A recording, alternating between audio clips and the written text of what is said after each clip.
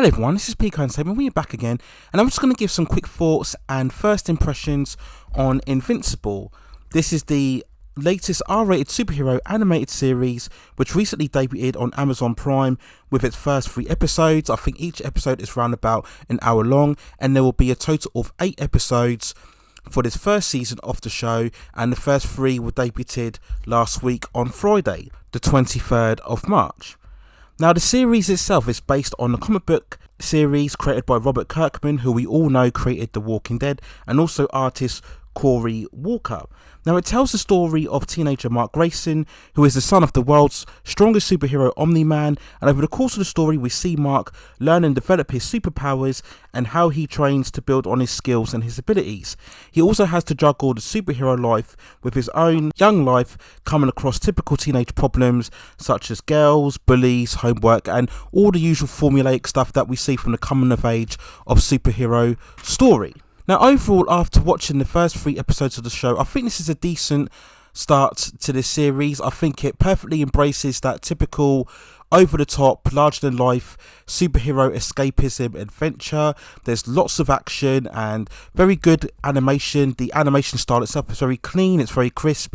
There's good framing of animation techniques, and there's tons of action throughout the show, and I think the action sequences overall are staged and handled very well. The tone itself is typical overblown superhero adventure, and as I said before, it very much embraces the over-the-top escapism and the spirits that we would normally see really from your typical Saturday morning cartoon shows, in terms of the tone and in terms of the energy that it presents throughout its characters as well as its storytelling.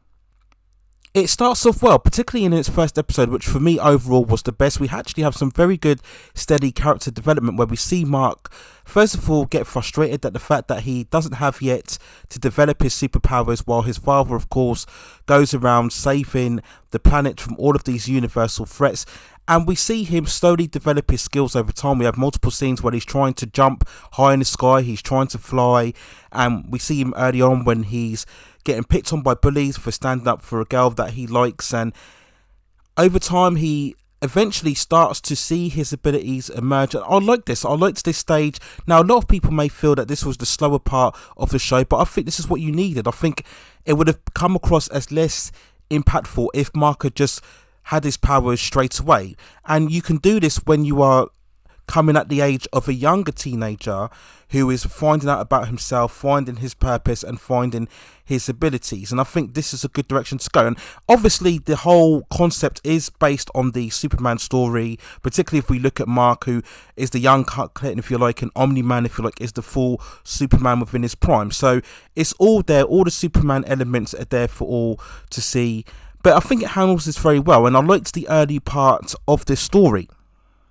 Things then take quite the shocking turn. Now, without spoiling it too much, after very much what is quite an upbeat, optimistic, action, dare I say, comedy-style superhero story, we then shift very much into a hard violent, anime-esque, blood-soaked climax of the first episode, where we get a truly intense battle, and it's truly shocking because, as I said before, it really doesn't match what we've seen throughout the first 3/4 of the earlier episode, and it's very vivid, it's very strong. And just to kind of pre-warn you going into this, you have to really brace yourselves, because as I mentioned before, when you watch the earlier episode, it really comes across as very much of a heartfelt, bright and breezy superhero story, and then once it shifts into this very intense and fierce battle, it's quite shocking, almost quite disturbing to see. So I think this is a climax where really it reminds you that the creator is Robert Kirkman, of course, who dealt with The Walking Dead itself, which has a lot of R-rated violence as well. So it's quite the shocking turn. So it's something you have to prepare yourself throughout. But on the plus side, when we get to this climax, there is very much the promise of something very darker, very intense, and very compelling early on throughout this episode.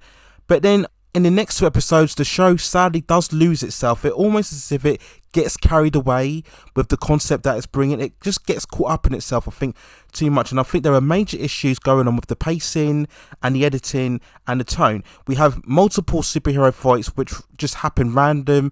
and out of place and all over the place, and it just gives the story and the narrative much more of a scattershot feel towards it, and it does slightly at times become a bit juvenile, if I would also say, in the way that it sets about its story. And I think overall this takes away a lot of the tension and suspense that was set up in the first episode, particularly those last 5 minutes with that climatic battle. And when I watch Invincible, it reminds me so much of One Punch Man. There's a One Punch Man anime, just in case if you weren't aware.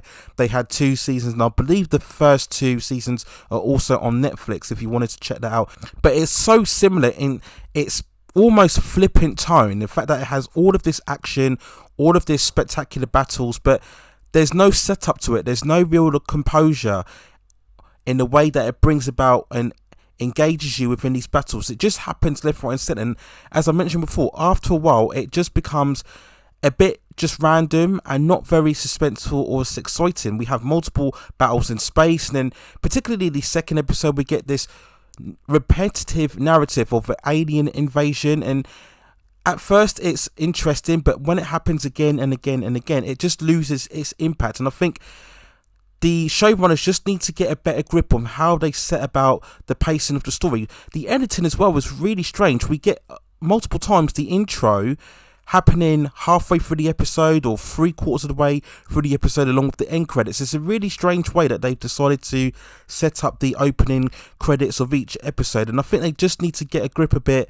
and just not necessarily restrain itself in terms of the tone, because they've clearly gone for a very much of a wacky comic book style adventure. And I think when you're adapting this type of story, you have to. I don't think you can make it overall super serious. There has to be a kind of awareness that they are clearly aware of what the tone that they're going for, but there just needs to be, I think, a bit more cleverness and a bit more savviness. And if they can strike that balance, then I think we can maybe have something that's very good and perhaps even something that's very special. But overall, so far, I think it's very decent. I think there are far more interesting elements that I'd like to show to develop on. I think Omni-Man is clearly the most interesting character on the show so far, and there's a lot of very interesting subplots where we get as well a devil-like detective who's investigating the case as well. So I think if it can stay on that side as well as developing the main lead character and just show a bit more nuance and a bit more cleverness and sophistication in the way that it sets up its battles and its villains as well, then maybe we could have something special as we get to the remaining 5 episodes. So I believe the 4th episode at the time of filming this video will be on Friday, so hopefully it could be a bit of an improvement on the previous 2 episodes so far. But overall, a decent start, and I see it's catching a lot of attention and appraisal online. People will allude a lot to the R-rated violence, but that's just not enough. You know, you can't just have the R-rated violence, which is very shocking, and then deem it to be this amazing groundbreaking show, because for me, I don't think it's a groundbreaking show as such. Like I said, we've seen multiple shows like this, and again, if you go a lot of anime, particularly with your One Punch Man and maybe to an extent as well My Hero Academia, it's exactly in that same type of wheelhouse. So we've seen this type of storylines before, but I just hope it gets a better grip on the storytelling, because I think there's potentially a very good amount of interesting elements that I would like to see further developed throughout the show. So those are my thoughts and quick impressions of Invincible, the animated series. I think each episode is due to air every Friday on Amazon Prime. So yeah, I think it's worth checking out. Just be aware of the sudden sharp turn in R-rated violence, particularly at the end of episode 1. You know, it's something that you just have to brace and prepare yourself for. We're going into this. It's quite a shift, as I mentioned before, from the developments of the earlier part of the first episode. So those are my thoughts and feelings on Invincible so far. Let me know what you think in the comments below. Is it something that you're enjoying? Do you think it does capture the same tone as what we see from a lot of modern anime, or are you believing that this is very much of a standalone superhero series and you'd like to see more of the same coming out within the future? But that's it for now. Take care of yourselves. Please hit those like and subscription and notification buttons so I can provide you with more content in the future. But that's it for now. Take care of yourselves. Stay at safe distances, and I will see you very, very soon.